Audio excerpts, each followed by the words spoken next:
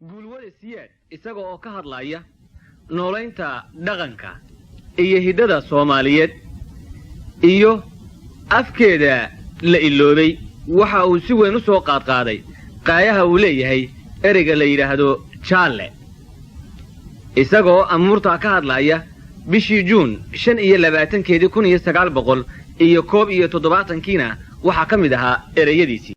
الله مركان لنا ولينا وحنا وضنا صاحبك النبي لله ذا أو نقولت صاحبه أما نقولت شره مبادئ ذا صومالي حنا مدودو حنا حرودو عدالتنا حقول قطو حنا اسكت شطو مبادئ ذا يعني لنا هاي شال قف كان لنا وقف كنا لنا الدعوية هذين نيري دجال عن قل عن نيري صومالينا عن حرين عن نيري وتشددنا ذو ما هين كلية إن عنو كحرينه الضوني وسيقينا ووينود ومغمغضي كلية ما هينه waxay ahayd xataa inaan ka xoreyno hidadiisa iyo dhaqankiisa la xabaalay oo la duleeyay inaan ka xoreyno oo macnaheedu ay tahay luqooyinkiisa iyo hadaladiisii horay u xabaalmay oo lumay inaan banaanka u soo saarno